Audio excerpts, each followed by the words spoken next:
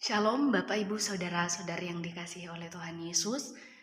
Saya sangat mengucap syukur kepada Tuhan bisa bertemu dengan Bapak Ibu Saudara-saudari semua walaupun melalui virtual. Dan sebelum kita sama-sama belajar firman Tuhan, terlebih dahulu mari kita berdoa. Bapak yang baik, terima kasih Tuhan buat anugerah Tuhan, buat kesempatan yang Tuhan berikan bagi kami semua untuk kami bisa mendengarkan firman Tuhan ya Bapa. Kami berdoa biarlah melalui firman Tuhan yang akan kami dengarkan hari ini membuat kami menyadari akan kebenaran firman Tuhan dalam kami menjalani kehidupan kami sebagai anak Tuhan, supaya Bapa melalui firman Tuhan ini menjadi pedoman, menjadi kekuatan bagi kami dalam kami menjalani kehidupan kami yang Tuhan masih anugerahkan bagi kami. Urapi hamba-Mu ini, pakai hamba-Mu dengan kuasa Roh Kudus, supaya apa yang hamba-Mu sampaikan ini menjadi berkat bagi setiap kami yang akan mendengarkan. Terima kasih Bapa yang baik, inilah doa yang kami bawa kepadamu, dalam nama Tuhan Yesus Kristus kami berdoa. Amin. Hari ini kita akan mendengarkan firman Tuhan yang telah saya persiapkan di dalam Keluaran pasalnya yang ke-12. Keluaran pasalnya yang ke-12, ayatnya yang ke-41. Saya akan bacakan untuk kita semua. Sesudah lewat 430 tahun, tepat pada hari itu juga, keluarlah segala pasukan Tuhan dari tanah Mesir. Jadi tema firman Tuhan yang akan sama-sama kita renungkan pada hari ini, yaitu hidup sebagai pasukan Tuhan. Hidup sebagai pasukan Tuhan. Keluaran pasalnya yang ke-12 ini, mulai dari ayat pertama sampai ayatnya yang ke-51, ini berbicara mengenai bagaimana bangsa Israel keluar dari tanah Mesir, keluar dari tanah perbudakan. Dan kalau kita melihat dalam ayatnya yang ke-41 ini, sebenarnya ini merupakan penggenapan dari janji Allah kepada Abraham dalam Kejadian pasalnya yang ke-15 ayatnya yang ke-13, bahwa keturunan Abraham akan diperbudak di sebuah negeri dan dianiaya selama 400 tahun lamanya. Dan di sini dikatakan, sekali lagi saya bacakan, sesudah lewat 430 tahun, tepat pada hari itu juga, keluarlah segala pasukan Tuhan dari tanah Mesir. Jadi orang-orang Israel, mereka disebut sebagai pasukan Tuhan. Orang-orang Israel disebut sebagai pasukan Tuhan. Tetapi istilah ini, pasukan Tuhan ini, sebenarnya pertama kalinya diberikan oleh Tuhan sendiri kepada orang Israel pada waktu itu ketika Tuhan menyuruh Musa untuk menghadap Firaun dalam Keluaran pasalnya yang ke-7, ayatnya yang ke-4. Keluaran pasalnya yang ke-7 ayatnya yang ke-4, di situ dikatakan, bila mana Firaun tidak mendengarkan kamu, maka aku akan mendatangkan tanganku kepada Mesir dan mengeluarkan pasukanku, umatku, orang Israel dari tanah Mesir dengan hukuman-hukuman yang berat. Jadi orang-orang Israel disebut sebagai pasukan Tuhan. Nah, disebut atau menjadi pasukan Tuhan ini artinya bahwa menjadi tentara atau melakukan sesuatu pekerjaan untuk Tuhan. Menjadi pasukan Tuhan artinya melakukan sesuatu untuk Tuhan. Jadi istilah tentang pasukan Tuhan ini juga adalah istilah yang sama yang digunakan bagi orang-orang Lewi yang waktu itu melakukan pelayanan dalam kemah suci. Dalam kemah suci. Jadi seperti yang kita tahu bersama bahwa orang-orang Israel ini mereka dipilih oleh Tuhan untuk menjalankan rencana Tuhan, yaitu untuk menjalankan rencana keselamatan Tuhan bagi manusia, bahwa melalui orang Israel semua bangsa di dunia, bangsa di bumi akan mendengar firman Tuhan. Dan dasar pemilihan Tuhan itu bukan karena kebaikan orang Israel, bukan karena kelebihan orang Israel, tetapi dalam Ulangan pasalnya yang ke-7 ayat yang ke-7 sampai 8 di situ dikatakan bahwa Tuhan memilih orang-orang Israel karena kasih Tuhan, dan juga yang kedua bahwa perjanjian Tuhan. Karena perjanjian Tuhan. Jadi dalam Keluaran pasalnya yang ke-12 ayatnya yang pertama sampai ayatnya yang ke-28 ini berbicara mengenai syarat-syarat yang harus dilakukan oleh orang Israel, pasukan Tuhan, sebelum mereka keluar dari tanah Mesir. Nah, dalam Keluaran pasalnya yang ke-12 ayatnya yang kelima ini berbicara mengenai syarat-syarat anak domba yang harus disembelih oleh orang Israel, yaitu harus jantan, tidak bercela, kemudian berumur setahun. Dan setelah itu dalam ayatnya yang ke-6 dan ayat yang ke-7, yang selanjutnya setelah mereka mengambil domba itu, mereka mengurungnya lalu menyembelihnya pada waktu senja, dan juga mengambil sedikit darahnya dan dibubuhkan pada ambang pintu. Dibubuhkan pada ambang pintu. Nah, cerita tentang orang-orang Israel yang disebut sebagai pasukan Tuhan ini adalah cerita kita juga yang percaya. Karena seperti yang sering kali kita dengarkan bahwa kita orang-orang yang percaya ini disebut sebagai keturunan Abraham. Saya akan membacakan untuk kita semua dalam Roma pasalnya yang keempat. Roma pasalnya yang keempat ayatnya yang ke-16. Roma pasalnya yang keempat ayatnya yang ke-16 dikatakan, karena itulah kebenaran berdasarkan iman supaya merupakan kasih karunia, sehingga janji itu berlaku bagi semua keturunan Abraham, bukan hanya bagi mereka yang hidup dari hukum Taurat, tetapi juga bagi mereka yang hidup dari iman Abraham, sebab Abraham adalah bapa kita semua. Jadi Abraham adalah bapa kita semua. Jadi kita hidup dari iman Abraham. Iman Abraham yang seperti apa? Yaitu iman Abraham yang percaya kepada Allah yang akan memberikan keturunan perempuan. Jadi cerita tentang orang-orang Israel ini sangat memiliki kaitan yang erat dengan kehidupan kita. Nah, karena kita juga adalah keturunan Abraham, kita juga disebut sebagai pasukan Tuhan. Dan bagaimana dan sebenarnya setiap orang Kristen dapat hidup di hadapan Tuhan sebagai pasukan Tuhan, atau setiap orang Kristen dapat hidup melakukan segala sesuatunya seperti untuk Tuhan dan bukan untuk manusia. Bagaimana caranya? Yaitu mengetahui tiga rahasia. Mengetahui tiga rahasia. Jadi yang pertama yaitu tahu bahwa hidupnya dipilih oleh Tuhan. Tahu bahwa hidupnya, rahasia yang pertama yaitu tahu bahwa hidupnya dipilih oleh Tuhan.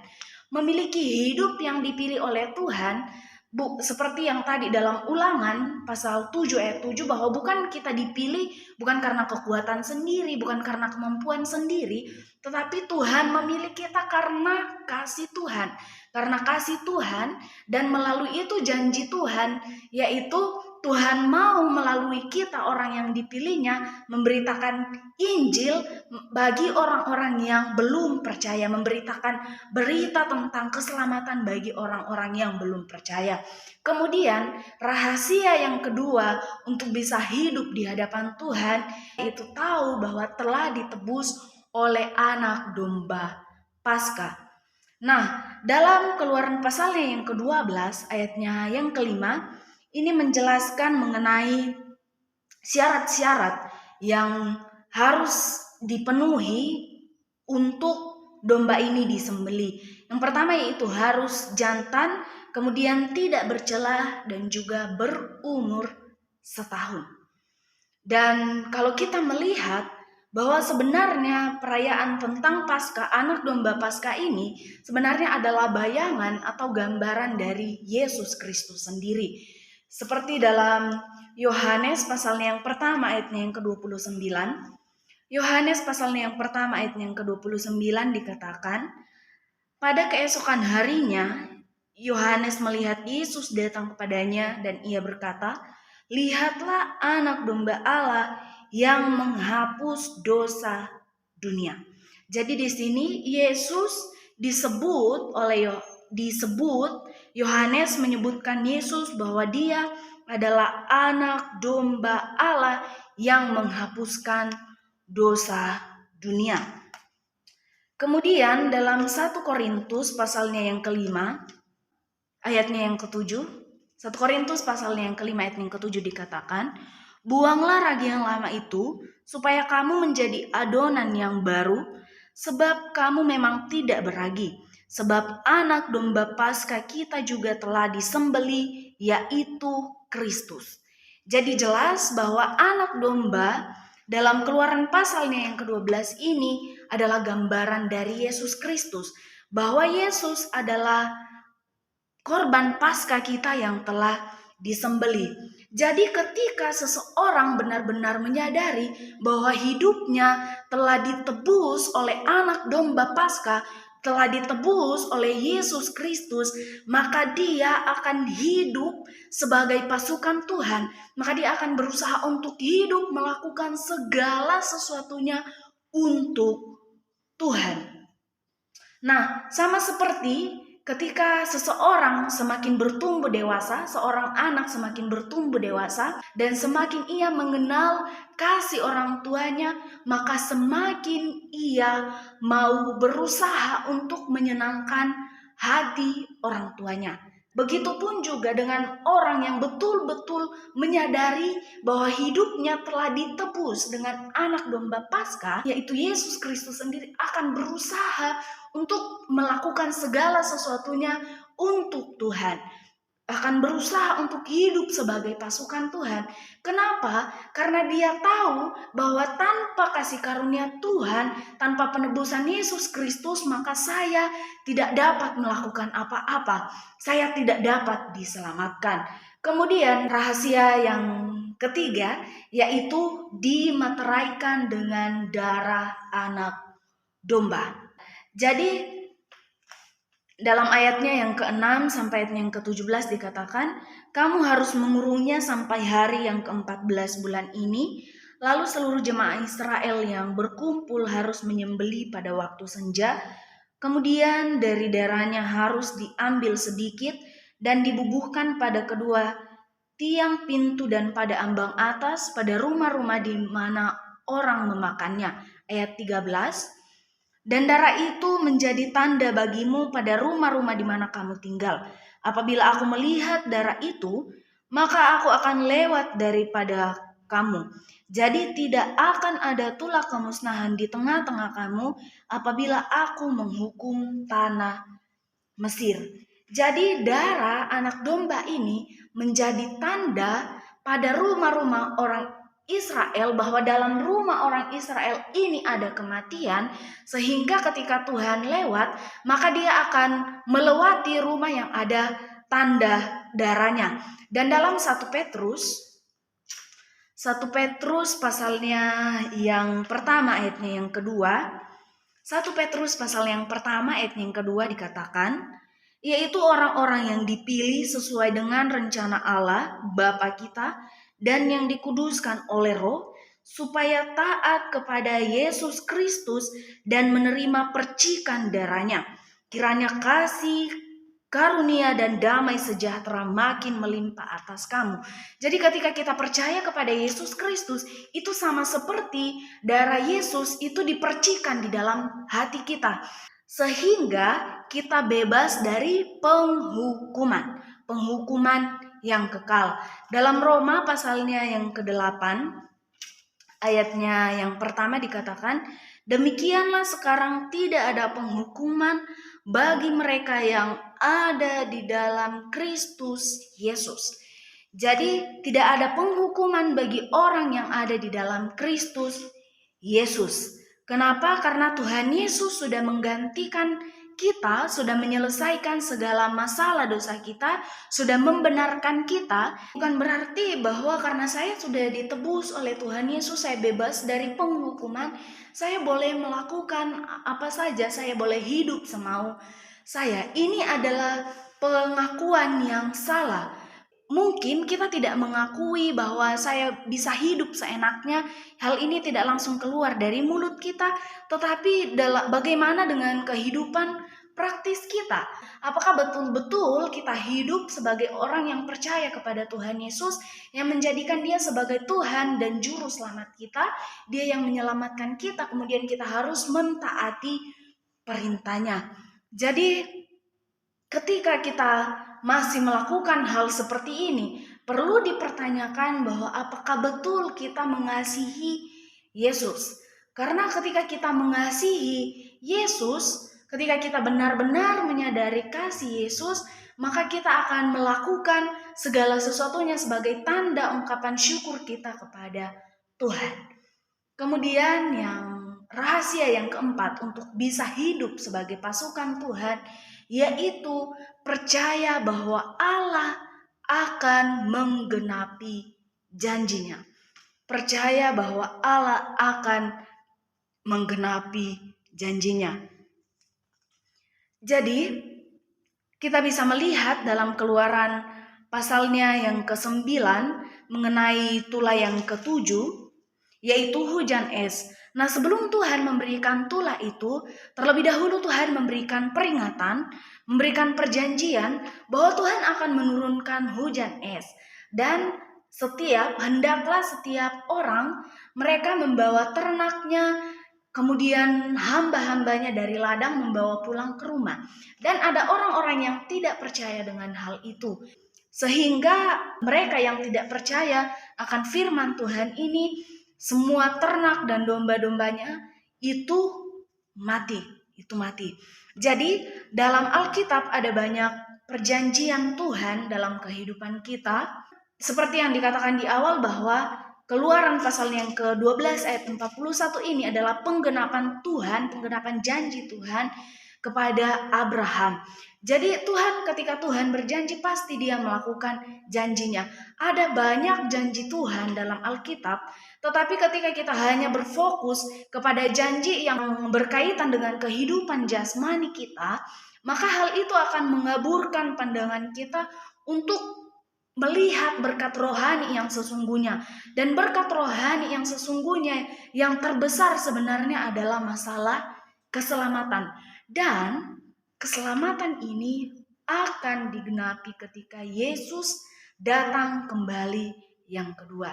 Jika perjanjian tentang kelahiran, kematian, kebangkitan, dan kenaikan Yesus ke surga telah digenapi, maka perjanjian yang kelima, yaitu tentang kedatangan Yesus kembali, maka pasti akan digenapi. Jadi hari ini kita sudah bersama-sama belajar bahwa orang-orang Israel ini keluar dari tanah Mesir dan mereka disebut sebagai pasukan Tuhan. Sekali lagi bukan karena usaha mereka, tetapi karena Tuhan memilih mereka untuk menjalankan rencana Tuhan. Hidup menjadi pasukan Tuhan artinya bahwa hidup melakukan sesuatu untuk Tuhan, berperang untuk Tuhan. Dan bagaimana caranya? Yaitu melalui mengetahui 4 rahasia. Rahasia yang pertama yaitu tahu bahwa hidupnya dipilih oleh Tuhan.